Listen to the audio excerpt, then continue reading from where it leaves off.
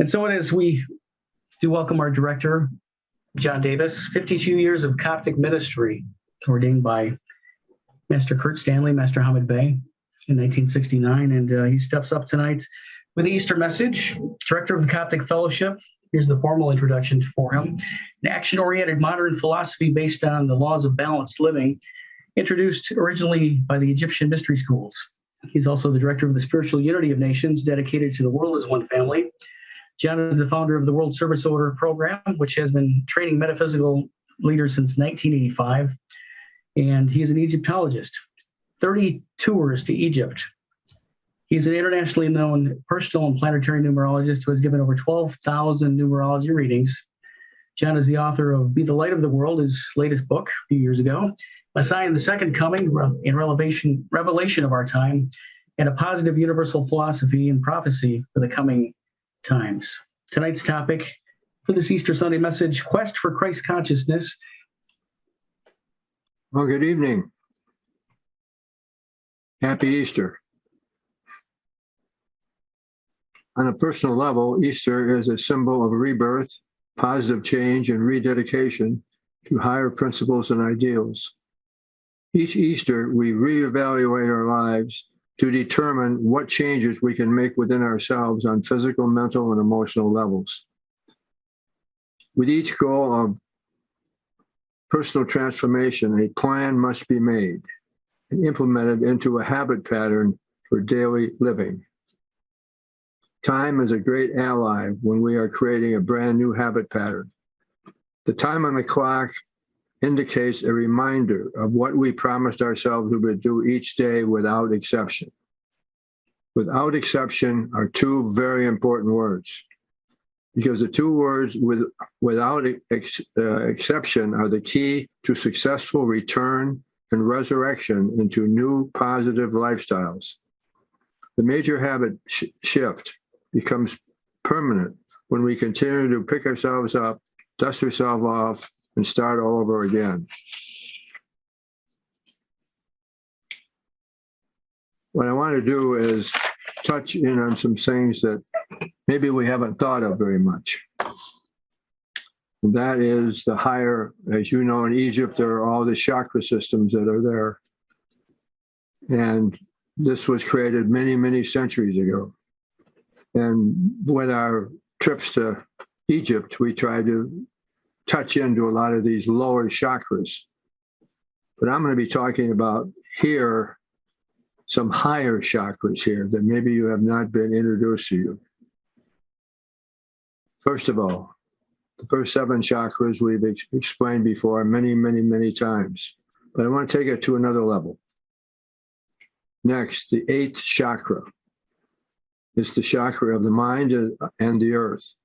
Organization on all levels. Money, time management, self-mastery, and will. A personal and planetary universal chakra. As above, so below.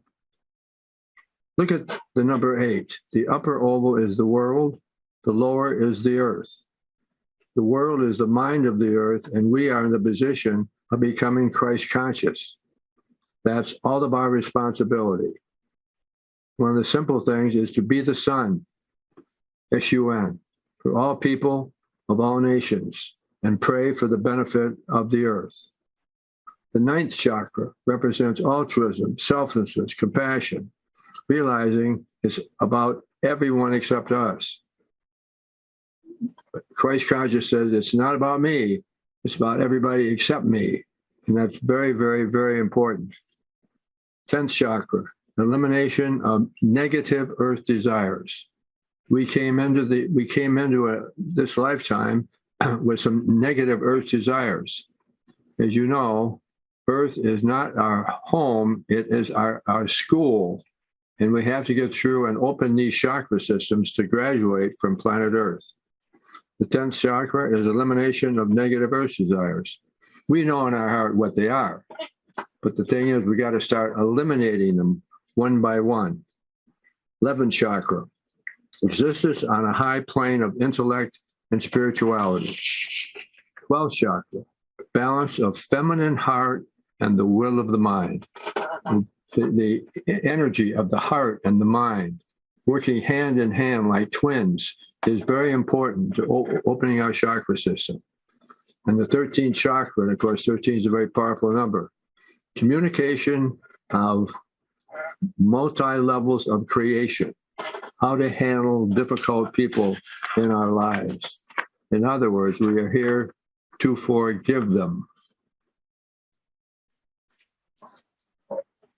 Remember, if you are emotionally attached to a person, circumstance, and condition, that's you.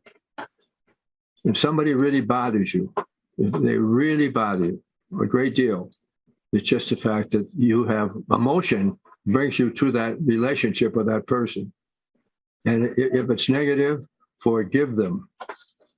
And realize, why did I attract them in my life in the first place? Because we have to forgive them.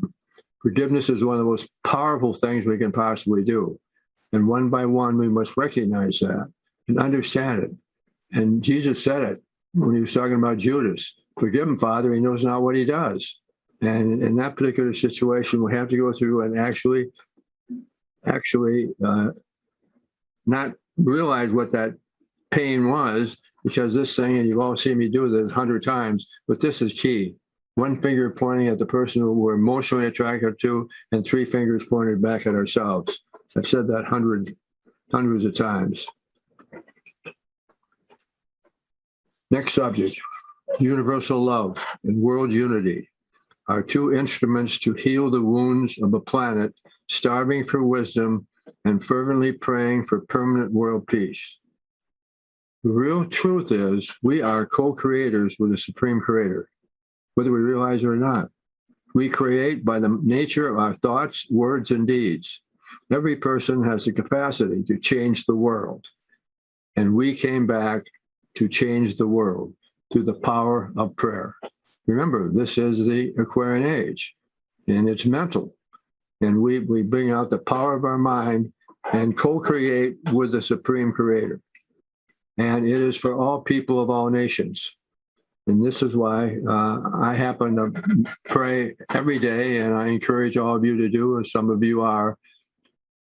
Please pray for all people of all nations, because it's very important to bring this thing, the fact that we are a co-creator, to bring it into active manifestation and introduce it to other people.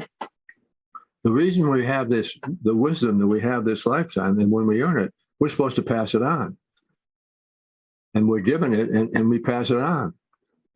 So when in each of us, with proper intent and motivation, takes the responsibility for the nature of quality of our thoughts and the proper use of the ability to eliminate negative fear and degradation that presently exists on this planet, to do exactly by expressing our positivity with this information. Now, what we are involved in on another conceivable level is the fact that science itself has made tremendous strides in discoveries, and these advancements have exacted a great price. Nuclear power has not given us so much of a sense of awe, but of utility. This is where humankind has been for the past 40 years. So the scientific research is limited to that which is still conducted by human beings with finite wisdom. So a merging of spirituality and science could help elevate inadequacies of purely scientific approach and closer to positive reality. The point of the matter is very simple. You can make a difference by expanding your Christ consciousness to make a major difference on the planet shift during this century. If you're looking to seek for a solution to the problems of the world today, I got news for you. You're it. We have ultimate power within our consciousness to move in and to think very big about world peace, world unity, world sharing. And these prayers go into the ethers. This is what we don't realize when you reach a certain level of consciousness, like becoming a Christ conscious being. It's a huge responsibility. And with that responsibility comes, we must do it every day. So write down what you want changed in the world. Write it down, and every day read them. And when we read it, it moves into the solar system. We don't realize how powerful we are, but if we keep it on a very positive level, and that's our collective Christ consciousness, it's so very, very important. Actually, to tell you the truth, you can make a huge difference in the world. You don't recognize it, but now it's time to take a look at it, because this talk is about many ways of attaining Christ consciousness. So what I'm trying to do is to try to bring as many to you so you can think about them. So if you're looking for a solution to the problems of the world today, I got news. The key is how much each of us are willing to dedicate ourselves to daily prayer. Daily prayer is immaculate mental conception to ensure a positive fulfillment of the plan that we came to help create. Through the ages, this knowledge was lost from the mind of humanity. But when Jesus the Christ manifested in the perfect body and the mind of Jesus, his public mission, humanity was given the finite concepts to interpret the spiritual meaning of a Christ consciousness dealing with Jesus.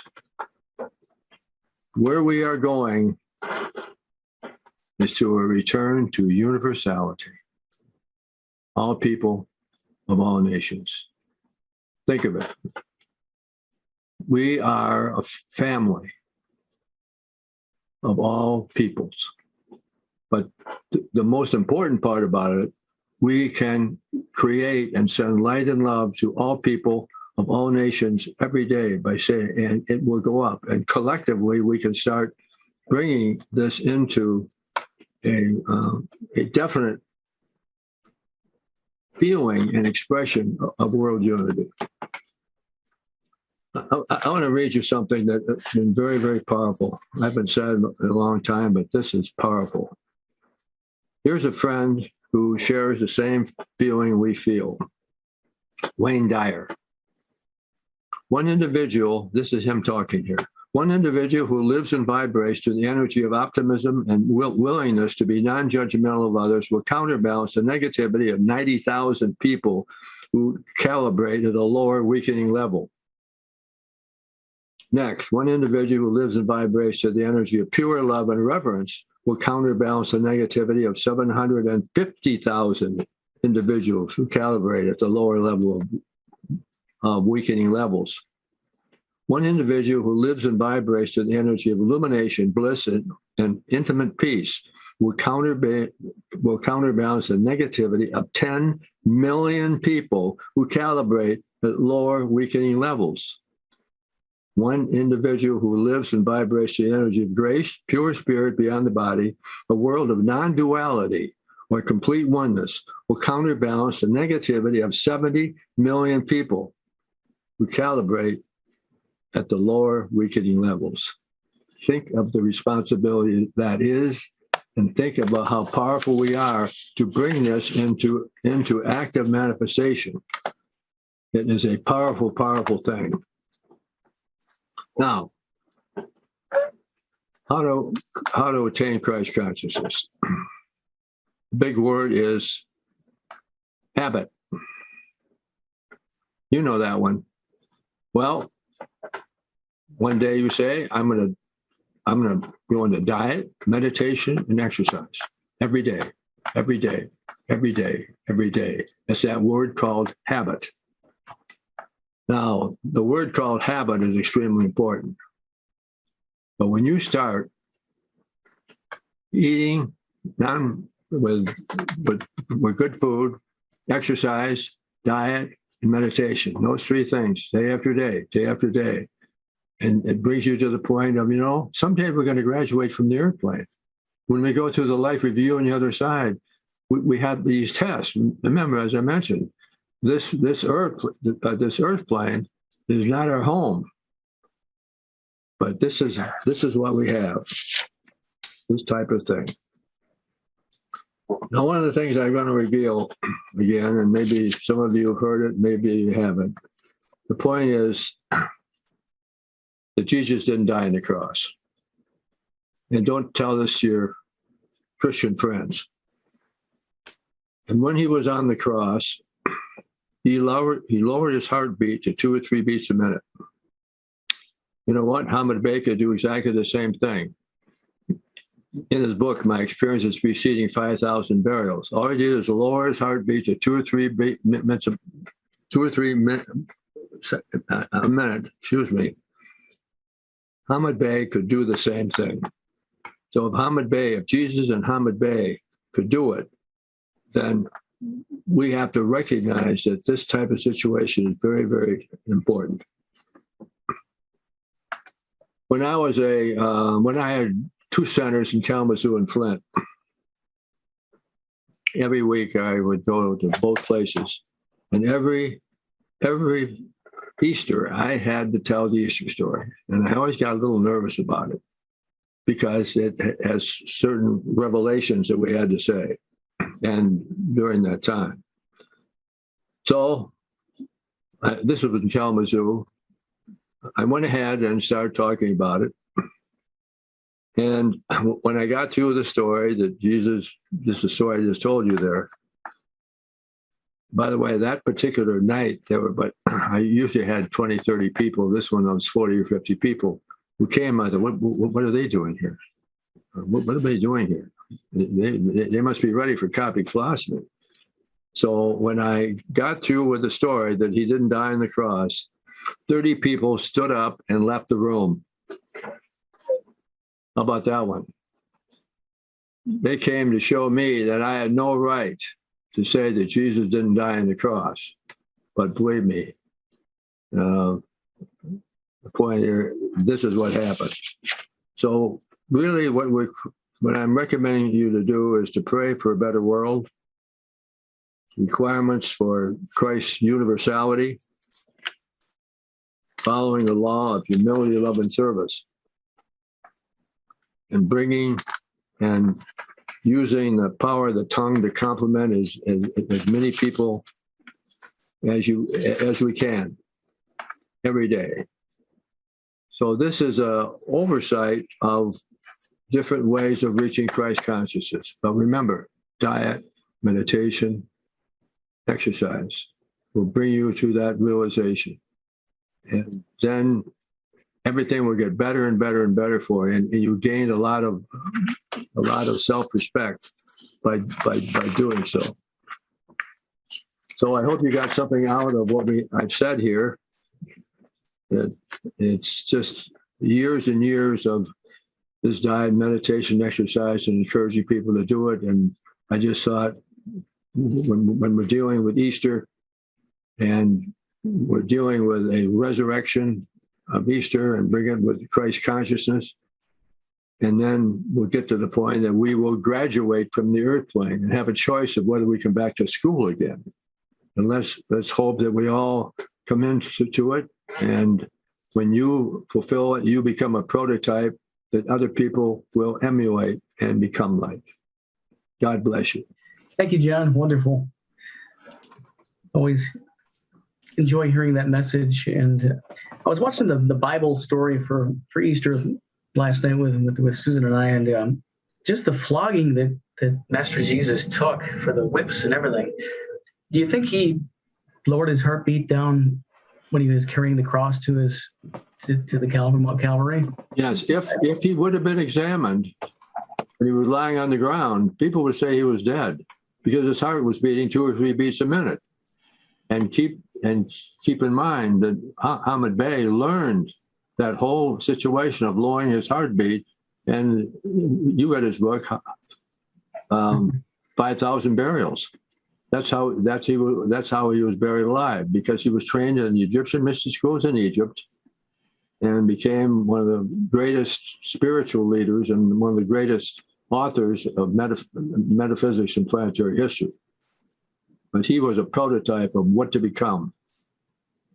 And Do boy, you think also that Jesus knew the art of suspended animation, and when they started inflicting pain and cutting him on the side with the sword, he could decompartmentalize the pain and that type of activity? he didn't have any pain. Well, he Right. probably did have pain, but he somehow rose above it in Yeah. consciousness. But he showed what he could do with it. And therefore, not that we're going to be going through the same thing, but to show you that Christ consciousness is a self-mastery. Let me ask you this. Diet, meditation, and exercise. Yes, those are vehicles to physically and spiritually progress yourself, fine-tune your tempo. That's, first of all, it's a very personal habit and growth of a person and a soul. But then also, in what I read, Christ consciousness can also be simple in that, yes, try to improve your body, mind, and spirit, but also you have to walk your talk with your fellow man, and the love in your heart, the compassion for other people, you can't just do it yourself. You've got to, go from without, and help your fellow man. That's probably the more simple part about all of it. I think it's easy to love. I think it's difficult. Huh? Sometimes. I think it's difficult to master your physical body. I mean, I'm telling you right now, I'm probably not going to graduate from this earth. Maybe some year, some lifetime, but I don't poo-poo it. I just find it difficult, but I got to change my thinking. So Now, the words we have to stay away from, we all have done. I don't feel like it today. yeah. I don't feel like exercising. My gosh, I'm just going to put it off. And that creates another habit of getting out of but regardless of how you feel, go and do it. You'll gain confidence and you'll be a prototype to emulate for other people. Because we are here to master ourselves so we graduate from the earth plane. And as we elevate ourselves, the pebble in the water creates ripples. Just what Wayne Dyer said. When I read that Wayne Dyer thing many years ago, I was shocked about what he had to say. One person, what they can do to change the world and the course of history. Yeah, just those of us on this presentation. And we got the state of Michigan and beyond covered if we all practice it. Absolutely. Yeah. And Nancy, as far as mastering your body, talk to your body, talk to the cells. Tell them that they're healthy and they're well and they're being rejuvenated. Mm-hmm.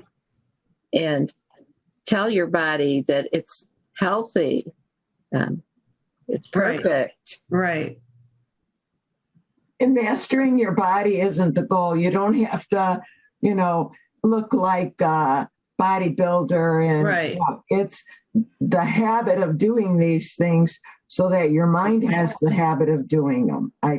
That's my belief. You're right. I agree. The other thing that's important to realize is Jesus was, and this is what caused a lot of havoc for him on the earthly plane, is, he was bringing in a higher dimension of love and fellowship and how to be in this world.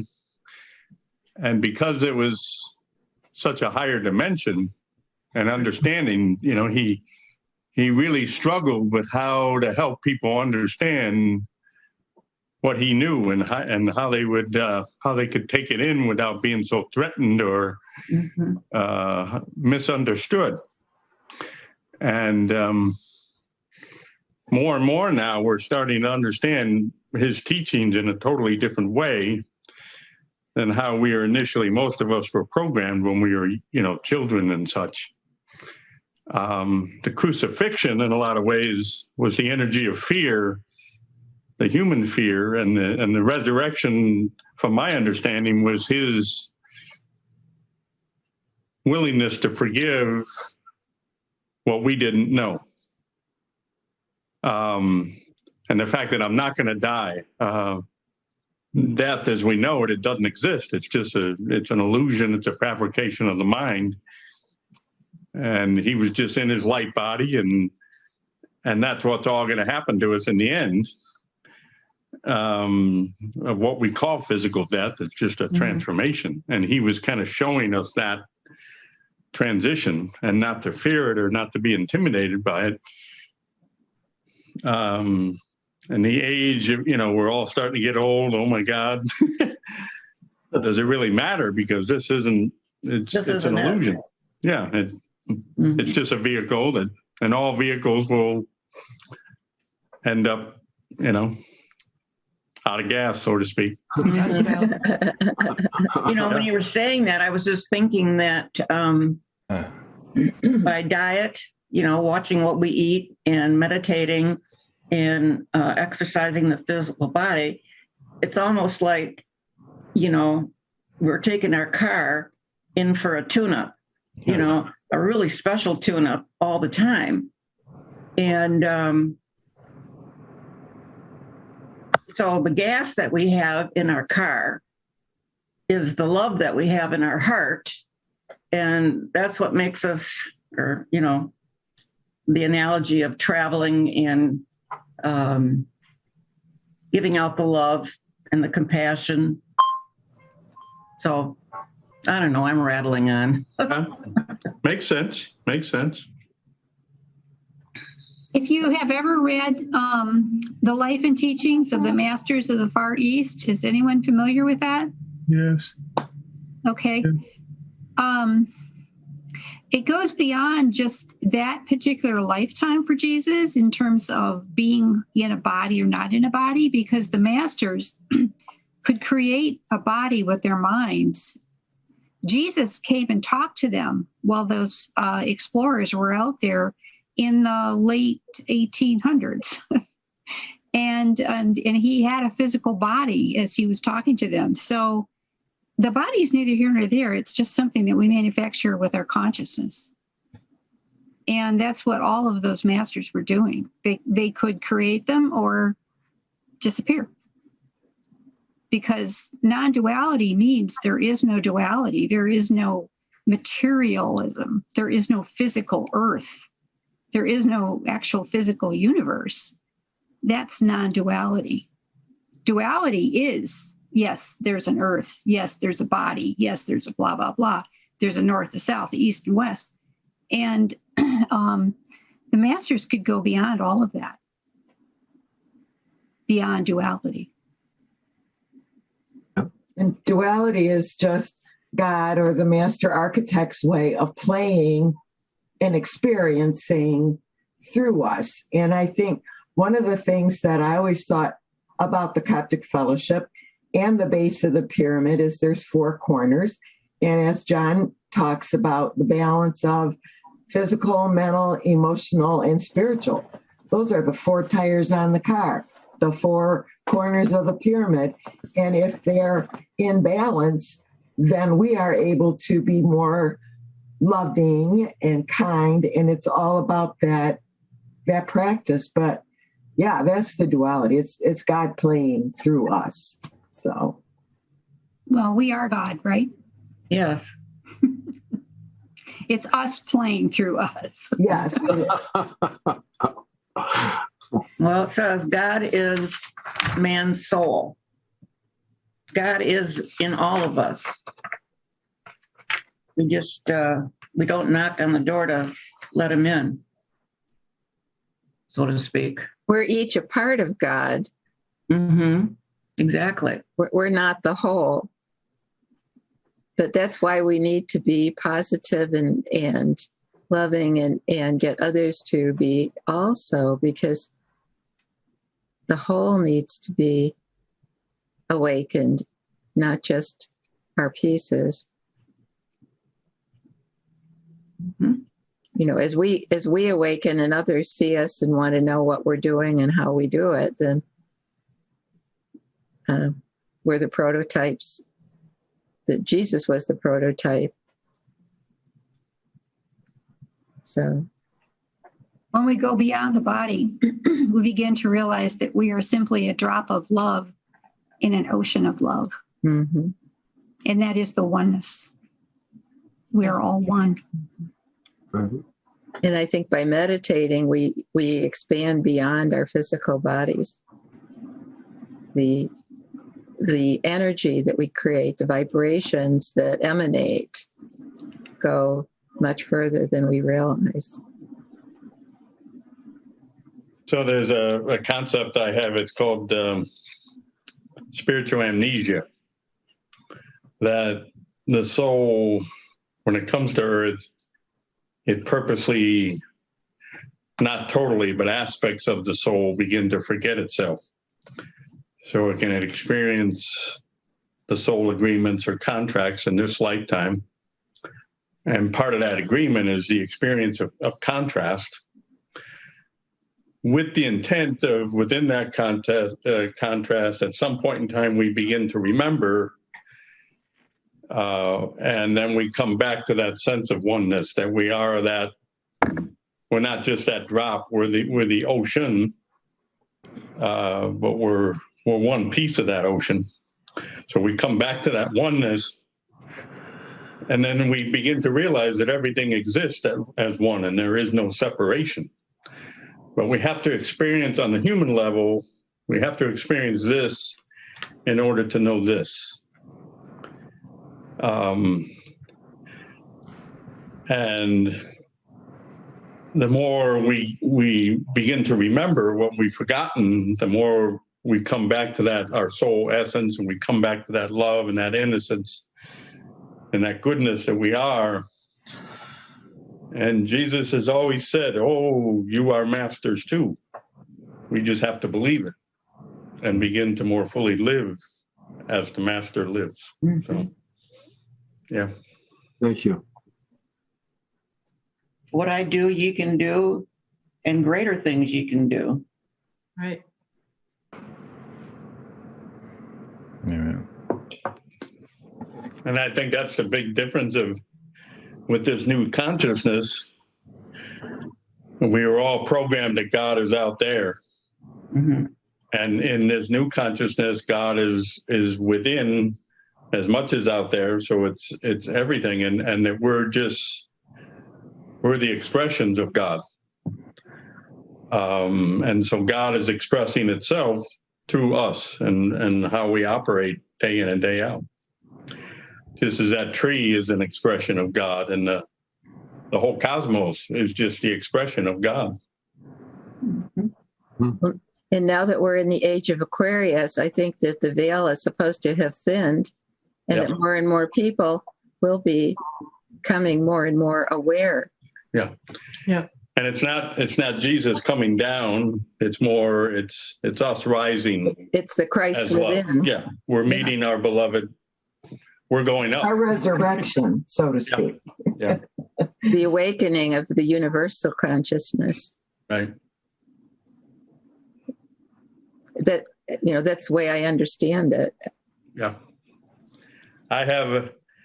There's 14 peace prayers, and they're prayers from all the major religions around the world. Mm-hmm. And I took a line from each prayer and I made them into one prayer because they were all saying the same thing. Mm-hmm. Even though they all had a little different take or a few different words, but the meaning of each of these lines were pretty much representing the same thing. which was love, unity, care for the earth, care for each other.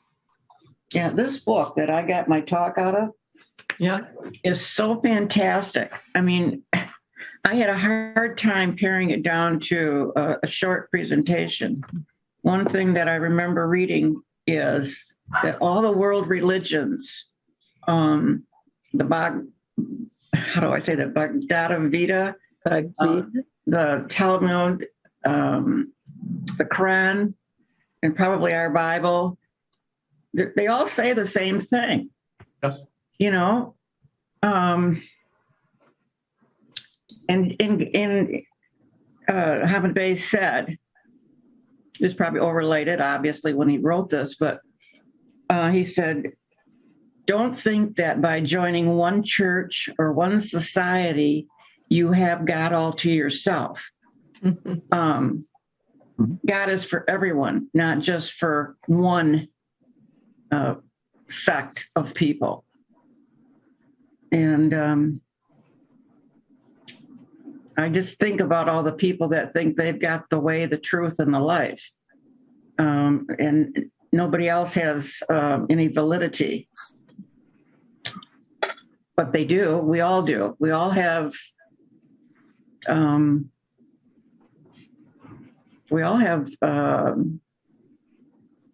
God. We all have what we need, exactly what we need. But no one is better than the other. A lot of tonight's discussion and John's message is a wonderful segue to what I'm going to talk about next week. It's Wonderful. You couldn't have planned it better, John. Well, I picked up on your thoughts. You're scaring me now.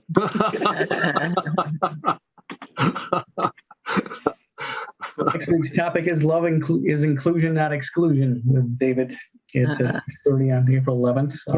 Bob Hudiga joins us on the 18th, anxiety and depression, and that's his topic. Barb Hudiga has the Coptic moment in a couple of weeks as well. So looking forward to that. And thank you, John. Thank you, Nancy. And thank you, everyone. It's interesting in these times of change that it kind of goes back to the I'm glad you said that, Nancy, about looking at different religions and sects that is regarding nobody is any different than, they're all intertwined, and no religion is any better, because so much of that especially in West Michigan is like that. When they go to that church on Sunday, then they fight to get out of the parking lot and beat the horn. Well, I guess this a simple way to put it is, if God, Jesus, if they came to earth, if they manifested their presence, what church would they attend? And is he going to go to the Catholic Church, Protestant Church? Well, hopefully he'd make his way to all of them, but The problem is he'd probably be crucified again, because we still don't quite have it. So, Right. What do we tell the doubting Thomases that are so frustrated with the world and the way it is right now, that the Christ consciousness is the way? I've been thinking about that lately too. It's like, how do you influence those that are really troubled by the events of the world today, especially with the pandemic and the divide with the religions and philosophies? And it's just I don't have an answer for that. I guess I'm reaching out. You just pray. Yeah. Well, if they're fearful, fear is going to come right back at them. What you give is what you get. If they're loving, they'll see the world as loving. If they realize that there is only love, that is all really that exists. if they emulate their truth, then I think they're on the right track. Whether they're Buddhists, Christians, Mohammedans, or whatever, Islam. Yeah, God doesn't care what you. God and Jesus expect us to live our faith, live it. And it's Jesus okay. didn't come to start a church. No. Mm-mm. So I know John will say, and Hamid Bey's teachings tell us that the Coptic Fellowship or the Coptic Christian Church is not a religion. It is a philosophy of life based on a lot about Jesus the Christ in his life. And so Hamid Bey used Jesus the Christ as kind of a figurehead for us to emulate what he did. But it's nowhere did he say that this is the only way, the truth. John, do you agree with what I'm saying or not? Absolutely.